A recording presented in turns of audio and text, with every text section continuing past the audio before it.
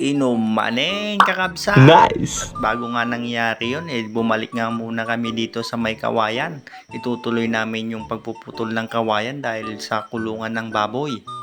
Kung makikita nyo guys, medyo malinis-linis na nga ito kaysa nung nakaraan. Kung napanood nyo yung una kong vlog dito. Pero ang totoo niyan, hindi ko naman talaga siya tutulungan. Pumunta lang ako rito para may content ako. Sa buong maghapon kasi halos wala namang ginagawa. At nung nalaman kong natapos na siya doon, ito na ang mga sumunod na nangyari. Birok tati kainuman boy. At pumasok nga ako dito sa kanilang bahay. Ito nga pala yung bahay ni Idol.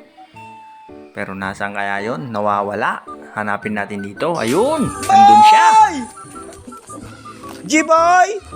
G-boy! G-boy! Kalkalong! At kaya pala siya nandito, may balak rin pala talaga siyang mag-inom at namimili na talaga siya kaagad ng pulutan. Alam niya rin kung ano yung nasa isip ko. Ayos.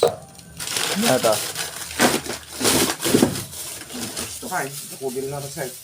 Nagkatumatan. Kami na. At nung nakapili na nga siya ng karne, halos 2 kilo rin yun. At ito na ang nangyari. Sinalang na namin kagad. Ayun, ang bilis. Nalingta na ng sigsigod. Ayan, sige, iwa-iwain mo na yan at ituno na natin. At ito nga pala yung itlog na nilimliman ng manok na hindi napisa yung mga sisiw. Isinalang ko na dyan. At ito, titignan natin kung paano maghiwa si Idol. Ba, ang bilis at ang ninipis. Naglaingawan sa kina.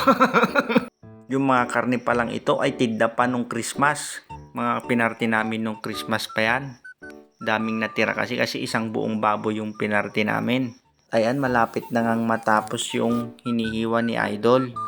Halos lahat ng yan, siya lang naman talagang gumagawa niyan kasi ang sabi ko sa kanya, magluto siya ng pulutan at ibibideo ko para may content at may vlog ako. Yan, pinaglagay-lagay niya na nga lahat yan kahit hindi naman kasya, pinilit pa. At yan yung nangyari sa itlog, bugok. At yan, linagyan niya ng mga magic sauce. Ayan, tuwang-tuwa pa siya habang binibideo ko. Nay, anyang itinangyari di tatuntun mo boy. Una nga pulutan tilutum ka, pitakas la isungsong rod mo data karnin boy, alay sub boy. Napuura nain, duldaw. Chef Suob, nagan mo boy? Chef Suob. At nung naluto yung karnin na yan, nung tinikman namin, kinis na, agad suob. Alay, apoy, siguro dati ka nga fireman na ya. Alay ka nga agpa-apoy. Alay, naramid mo nga sungrod data karnin. Kraba na hiday.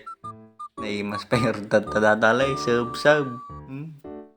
Ay, kit iniwa-iwanan ka, mabartek man ti taon. Data. Data na itulong ka wag video. Data kinalug-kalug ka nalpas.